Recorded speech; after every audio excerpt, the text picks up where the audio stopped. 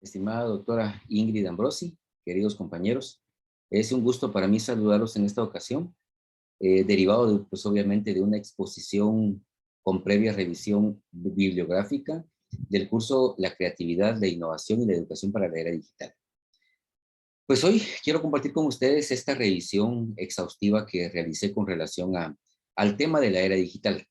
Para ello, quiero iniciar mostrándoles a ustedes una pequeña imagen o un collage en donde pues trato de sintetizar las ideas claves que tenemos con relación a lo que es la era digital. Cabe mencionar que esta era digital no es un momento actual, sino hay un proceso previo a la época en la que estamos, en la cual muchos investigadores y muchos desarrolladores programáticos han logrado a que en este momento estemos nosotros con ese recurso virtual, recurso digital, y ese recurso propio que ha hecho que en realidad estemos viviendo la era digital. Entonces, queremos primero definir qué es lo que para nosotros o qué es lo que nos han enseñado a nosotros sobre la era digital. Pues vamos a basar nuestra respuesta en los autores Loveless y Williamson, que en el 2017 establecieron que la era digital no es más que una caricatura conveniente.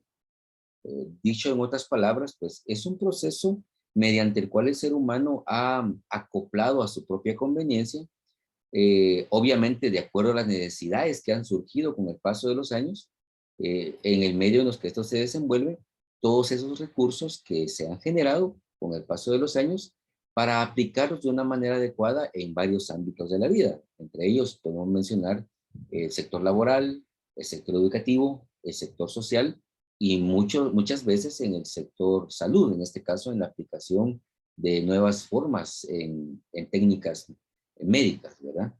Ahora bien, nosotros, ¿qué entendemos por esto? Jodar Marín en el 2010, pues afirma que para llegar a una era digital se tuvo que tener una revolución industrial. Obviamente esta revolución industrial surgió en el siglo XIX, con lo cual se marcó propiamente la aparición de la era digital. ¿Por qué pasó esto? Porque obviamente hubo una necesidad latente del ser humano de aplicar nuevas tecnologías y ya que debido al crecimiento que se presentó, se habló en ese momento de una segunda, incluso revolución industrial. Obviamente hubo técnicas implantadas en esa nueva etapa digital en donde se incluía un conjunto de tecnologías cuyas aplicaciones abrieron un amplio abanico de posibilidades a la comunicación humana. Obviamente, en el tiempo en el que estamos, nuestra comunicación no es la misma. En definitiva, nosotros tenemos que entender que estamos en una época en la cual ya tenemos que adaptar a nuestro modo de vida toda la parte digital, todo lo que es propiamente la era digital. Entonces, derivado de esto, pues tenemos que entender qué implica para nosotros la era digital. Pues y en este caso, siempre basados en este caso en Loveless y Williamson, pues entendemos que en sí hay tres aspectos o tres implicaciones prácticas que nos lleva a lo que es la era digital. En principio, los nuevos media. En este caso llamamos nosotros en los libros de texto la mediamorfosis, que obviamente esto implica un nuevo modelo económico, un nuevo modelo productivo, un nuevo modelo social, y obviamente que esto supone o supuso en su momento la aparición de nuevas industrias. Obviamente, estas nuevas industrias requerían un nuevo perfil profesional y obviamente nuevos modelos económicos. Podemos poner, por ejemplo, los famosos Bitcoin, que el caso más reciente, pues es el caso de El Salvador, que trató de implementar a su sistema económico este nuevo modelo de la economía mundial. Guatemala pues todavía sigue manejando sus mismos modelos de siempre. No nos hemos adaptado aún a esta metamorfosis, es decir, no hemos acoplado a nuestro sistema este nuevo modelo económico. ¿Qué otra implicación tiene? Pues el nuevo horizonte de información. Definitivamente nosotros siempre hemos hablado de la comunicación en masa. ¿Y cómo platicamos o cómo hablamos de la comunicación en masa? Pues obviamente hablamos de los medios de comunicación social, es decir, la radio y la televisión, que son los medios más comunes, juntamente con lo que es el periódico. Ahora bien, los discursos a los cuales estamos acostumbrados, que obviamente implican, digamos, atender a cierto grupo de personas, ahora se habla de una masificación, es decir, a través de las nuevas tendencias en la era digital, podemos estar en una conversación con una, dos, tres o hasta miles de personas a través de las plataformas que se han generado para estos nuevos procesos. Y valga la aclaración, la era digital ha estado siempre, como les digo, después de un proceso previo.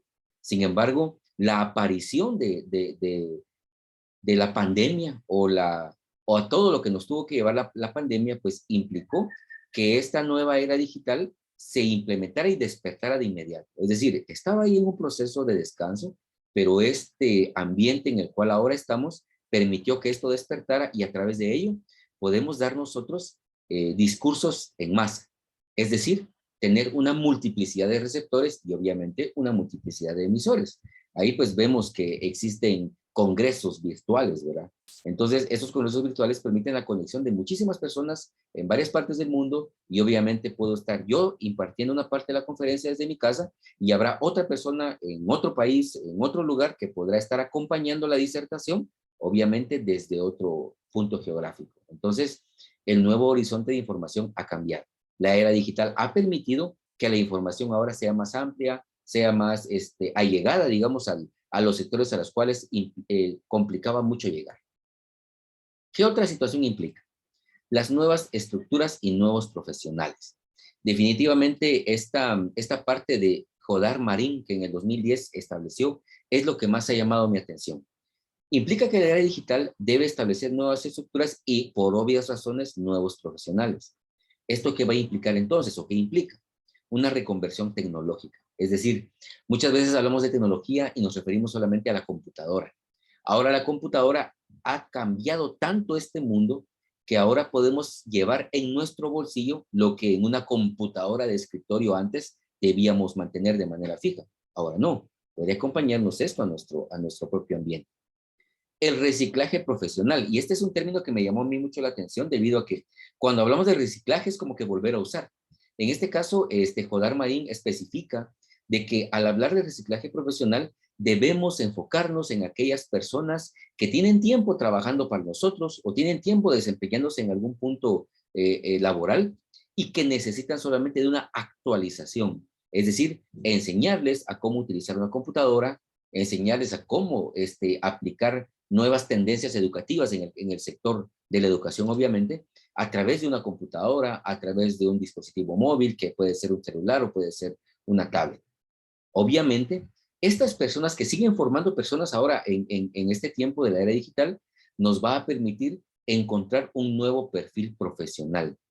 Es lógico pensar que para nosotros que tuvimos un tiempo de formación ya hace muchos años, no tenemos el mismo perfil de las personas que se están formando actualmente.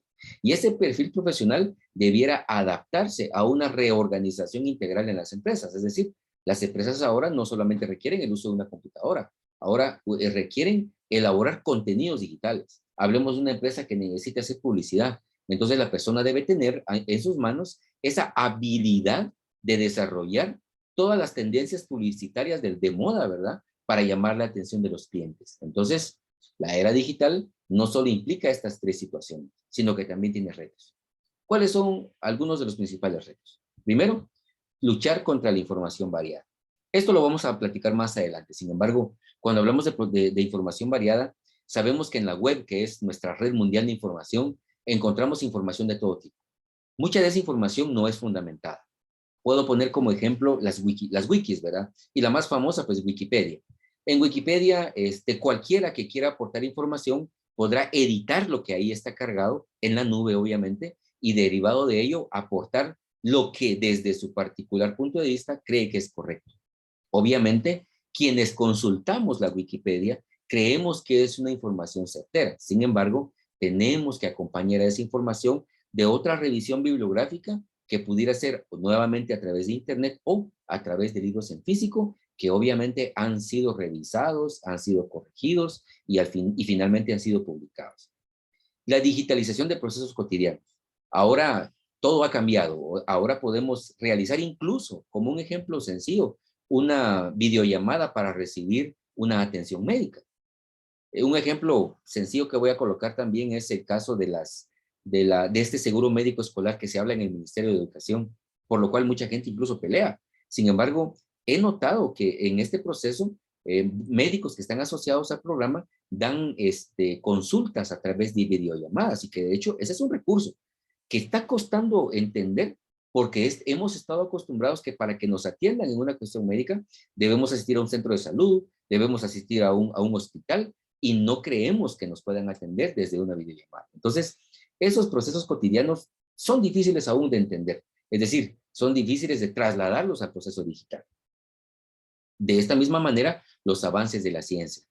Recordemos que la ciencia ha avanzado a grandes pasos y explicarle esto al mundo a través de procesos digitales es muy complejo, porque regularmente estamos acostumbrados que digamos, los resultados de la ciencia se hacen a base de experimentos. ¿Y cómo demostramos ahora los experimentos a través de la cuestión digital? Obviamente los científicos han generado todos esos respaldos a través de programas, a través de aplicaciones para demostrar que lo que se ha descubierto pues es real y es válido y es verdadero. Principalmente, ¿cuál es uno de los retos de la era digital? Pues la convivencia entre seres humanos. Ha costado mucho en este tiempo. Nos hemos acostumbrado y acomplejado tanto con un dispositivo que ya no es que el dispositivo dependa de nosotros, sino que nosotros dependemos del dispositivo. Cuando estamos incluso en una convivencia familiar, vemos que todos tienen un celular a la mano. Eso implica que perdemos esa convivencia y es algo que se debe recuperar. Y ese es un gran reto para la era digital. Y obviamente las proyecciones a largo plazo, es decir, cómo se visualiza el mundo de aquí a 10 años. ¿Qué tanto habrá avanzado la era digital? ¿Qué tanto hemos cambiado nuestro modo de vida? Cuando hablamos de nuestro modo de vida es que tratamos a pasos lentos de acoplarnos a lo que en otras partes del mundo se ha generado, ¿verdad? Entonces, nosotros necesitamos también proyectarnos como país para definir cómo vamos a estar en esta era digital de aquí a 10 años. Muy bien. Vamos entonces a ubicarnos ahora a lo que es el pensamiento en red en la era digital. Definitivamente para nosotros, ¿qué es el pensamiento en red? Pues cuando hablamos de pensamiento, obviamente tenemos que mencionar un término importante, que es el término base de esta definición o de este concepto nuevo. Para ello, pues vamos a basarnos en Abadi, que en el 2016 indicó que el pensamiento en red basa su teoría en la intuición del ser humano. Es decir, la intuición del ser humano permite que hayan tres aspectos importantes en ese proceso: el conocimiento teórico, la experiencia directa y los pensamientos novedosos, los cuales van a generar en sí ese pensamiento en red. Es un tema obviamente nuevo en el sentido de que muchos hasta este punto tratamos de entender cómo es que funciona. Obviamente, aquí hablamos de tres niveles. En principio, la integración del pensamiento intuitivo con el lógico lineal.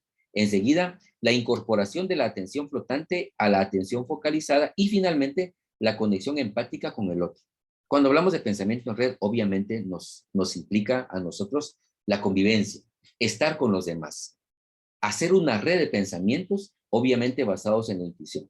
Este es un recurso, obviamente, con una capacidad innata. Es un proceso que necesitamos nosotros desarrollar para que así podamos establecer nosotros una manera o un modo de vida distinto que nos permita complementar nuestros procesos en el diario vivir a través de la propia intuición, que valga la aclaración, se ha perdido cuando entramos a la educación formal, la llamada educación escolarizada. ¿Por qué? Porque nos acoplamos a un sistema. La intuición es algo que no se puede medir, debido a que, en este caso, Abadi establece que la intuición carece de unos niveles específicos de medición, debido a que en los seres humanos la intuición es distinta y que lastimosamente llega a ser casi cero o casi nula cuando formamos parte de un proceso formal. ¿Por qué? Porque en los procesos formales nos llevan mediante un lineamiento, mediante una formación propia que nos implica, obviamente, dejar a un lado la propia parte de la intuición, ¿verdad? Muy bien. Ahora, ¿qué ventajas o desventajas se tienen para la cuestión del sector educativo? Entre las ventajas, pues hablamos muchas veces de los nuevos métodos de estudio. Definitivamente la educación formal hemos estado acostumbrados nosotros a que las recibimos dentro de un salón de clases. Ahora con la era digital tenemos muchas aplicaciones, muchas plataformas y muchos modos de hacer llegar la información al estudiantado. Y eso es, al final, innovación.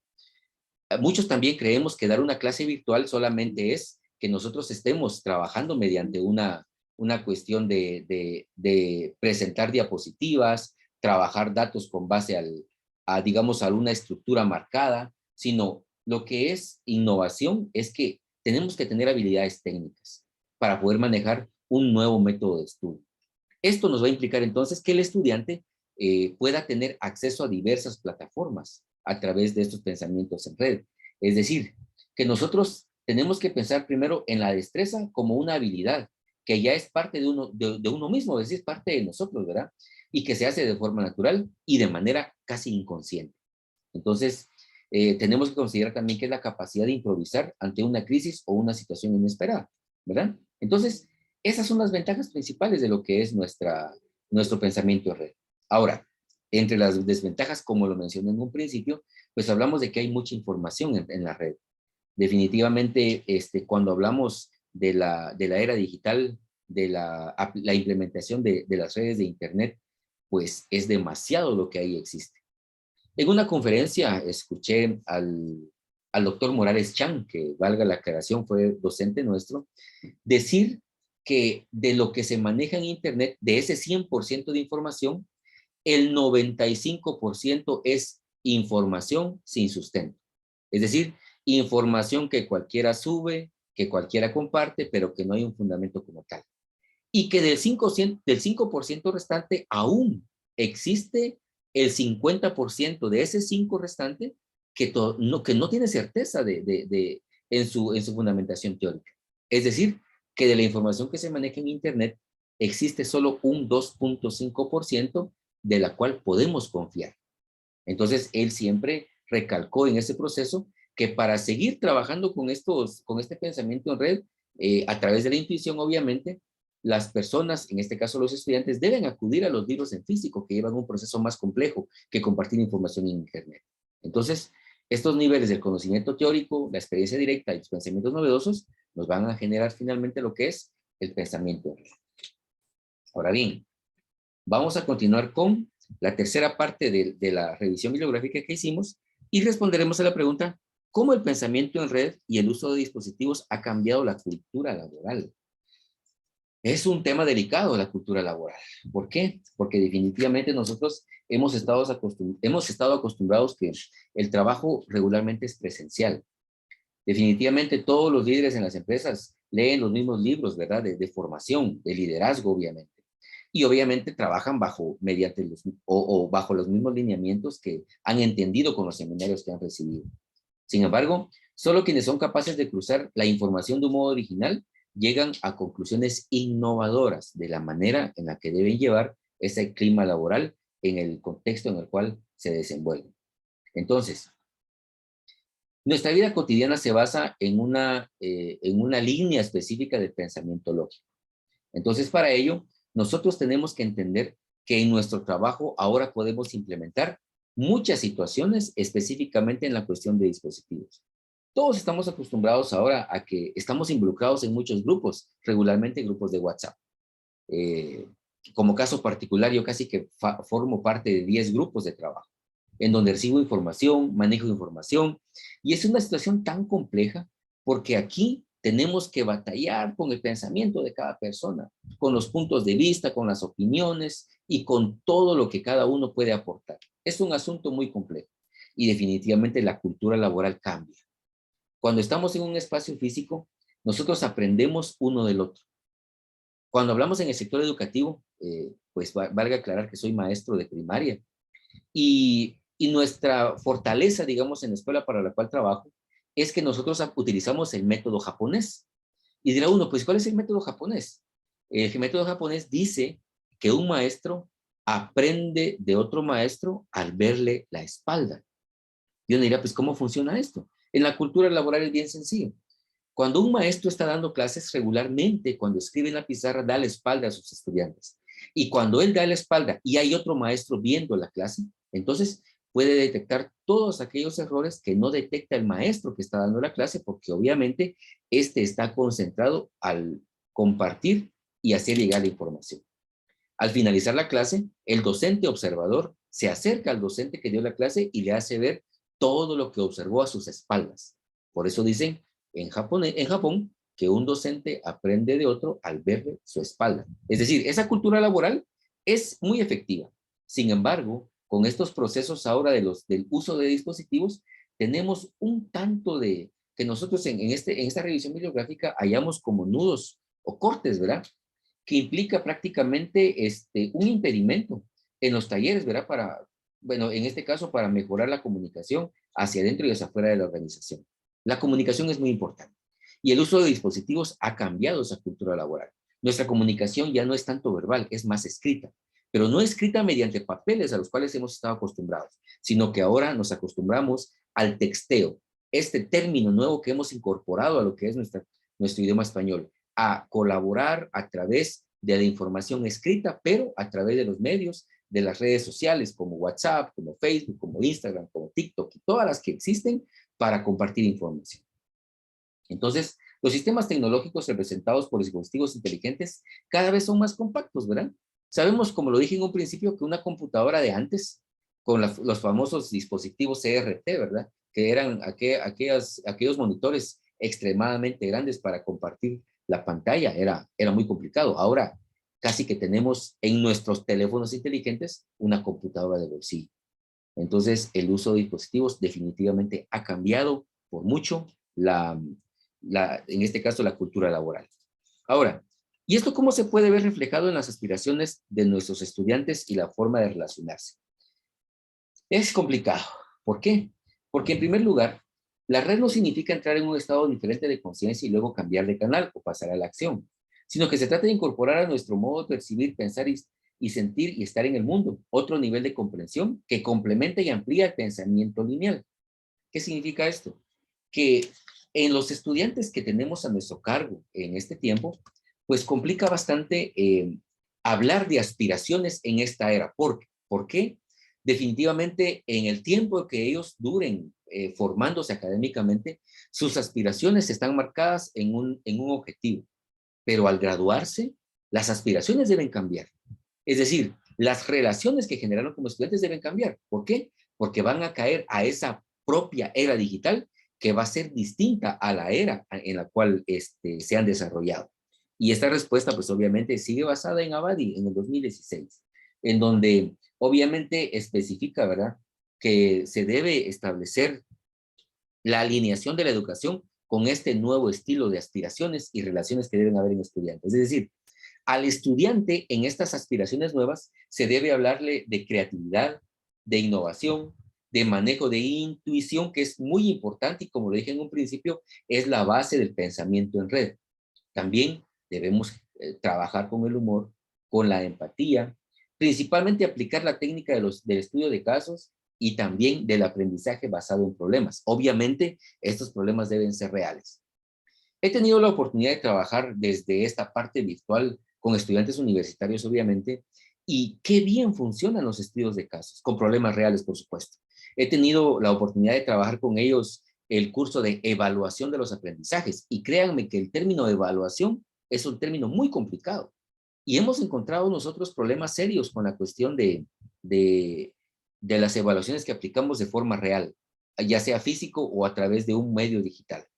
¿Por qué? Porque se dan casos tan complejos que deben resolverse con las leyes que avalan la aplicación de procesos evaluativos. Entonces, de esas experiencias que he tenido, he implementado los estudios de casos y definitivamente el estudiante para resolver un problema de estos usa mucho la intuición.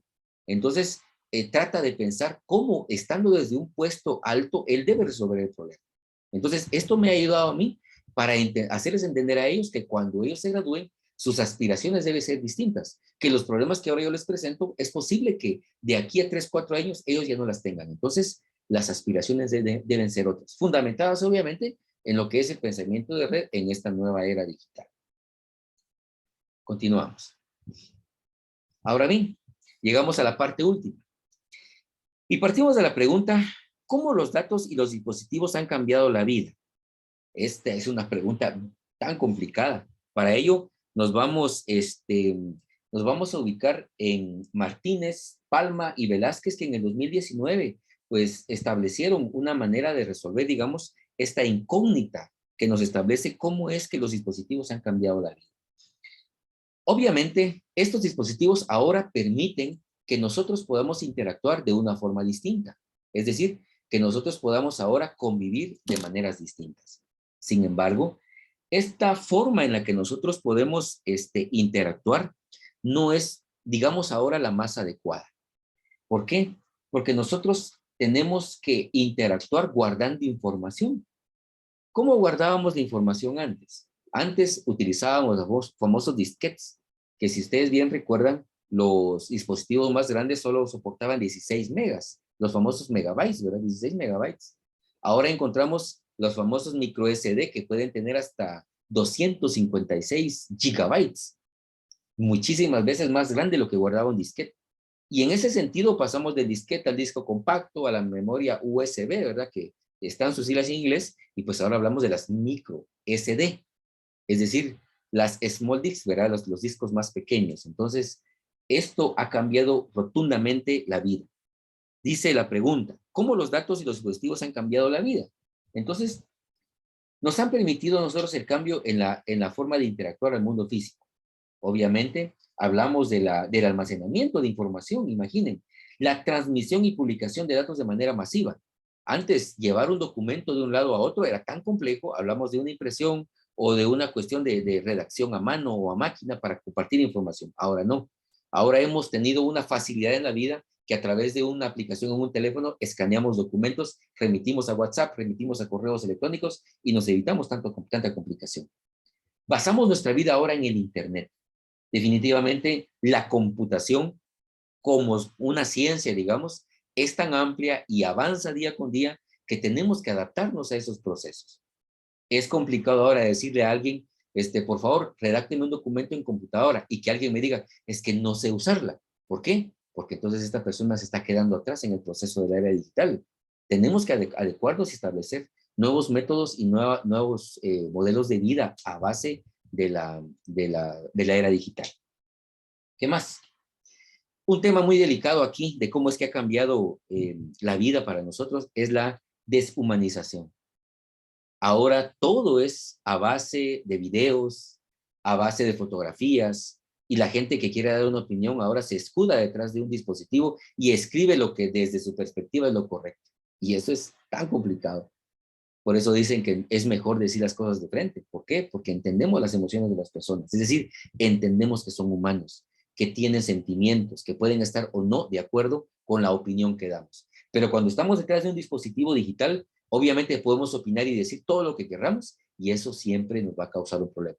Bien dicen que donde hay dos cabezas siempre hay problemas, debido a que nosotros vamos a encontrar siempre una cuestión diferente en la cuestión de la opinión de cada persona, porque así es, no todos pensamos lo mismo y definitivamente eso siempre nos va a causar un problema. La interacción humano-máquina. Definitivamente ahora pues ya hablamos de una realidad virtual, realidad aumentada. Todo lo que se ha vuelto ahora a través de las cuestiones táctiles, ¿verdad? Ahora hablamos del famoso touch, que ahora todo se ha convertido en touch. Eso ha cambiado tanto nuestra relación que ahora todo queda al alcance de nuestras manos y nos hemos vuelto tan perezosos. ¿Por qué? Porque nos acostumbramos. Y voy a poner un ejemplo como estudiante. Cuando hacemos tareas ahora ya ni siquiera tecleamos, sino que activamos el modo dictado en una computadora y le dictamos a la computadora y la computadora traduce todo lo que decimos. Y ahí ya solo acomodamos información y muchas veces así enviamos una tarea. Es complicado. Finalmente, pues hablamos que el conocimiento y la tecnología han hecho un nexo importante o una unión importante para la producción de nuevos materiales ahí sí que de la ciencia propiamente, principalmente en el campo de la medicina. A través de los avances de la ciencia, específicamente en esta rama de la medicina, han hecho que ahora muchas personas puedan sobrevivir a, a enfermedades tan complejas. Definitivamente ahora, como un ejemplo principal, podemos hablar de que en el aspecto de la educación, porque aquí nos pide también qué aplicaciones hacer para la educación, formar a un estudiante en el área de medicina en esta era digital, principalmente derivados del proceso de la pandemia, ha sido tan complicado, debido a que ellos tienen que hacer parte práctica, una cirugía, por ejemplo. En una maestría ellos deben aprender muchas cosas que tal vez no lograron desarrollar en la etapa práctica hospitalaria, ¿verdad? Entonces, ¿cómo se trabaja esto? Ahora ya se hacen operaciones distintas a las de antes. Es decir, que cuando se hace, como un ejemplo, una operación de apéndice, antes era obligatorio que había que hacerle una incisión a la persona, ahora no. Ahora hay una forma distinta de operar sin hacer tanto relajo, digámoslo de esa forma, en el cuerpo del ser humano. Entonces, ¿cómo implica esto a la educación? Tenemos mucho que adecuar para nosotros. Vean ahora cómo evaluamos un estudiante. Regularmente nos acostumbramos a los formularios de Google Forms, pero existen distintas aplicaciones o páginas web que trabajan las evaluaciones creativas. TATQuiz, Quizzes, EducaPlay, la propia Classroom a través de los formularios de Google. O sea, tenemos muchas páginas, solo nos queda adecuarlas para que la educación vaya avanzando para este proceso. Y obviamente, ¿qué implicaciones tiene para la educación? Definitivamente, pues tiene el desarrollo del estudiante de manera integral, porque el estudiante tiene que aplicar su intuición como parte del desarrollo de su pensamiento lógico. Obviamente va a aprender el estudiante a implementar procedimientos, políticas, líneas de investigación, principalmente eso, líneas de investigación. Nos ha sido muy difícil investigar. Ahora se ha perdido la idea de investigar y hemos hablado solo sobre la idea de consultar o de revisar, más no investigar. Y claramente el proceso que estoy presentando ahora es una consulta bibliográfica, no es una investigación. Y tristemente lo tengo que decir, no es una investigación, es una consulta nada más. Estoy transmitiendo lo que otros ya hicieron, pero no estoy aportando nada nuevo. Y eso es complicado. La investigación se está perdiendo. Entonces, ¿qué implica este proceso? Que la era digital nos ha puesto a nuestras manos todas esas herramientas que nos permiten hacer la vida más fácil, pero nos ha complicado porque hemos perdido muchos aspectos, entre los cuales voy a resaltar tres.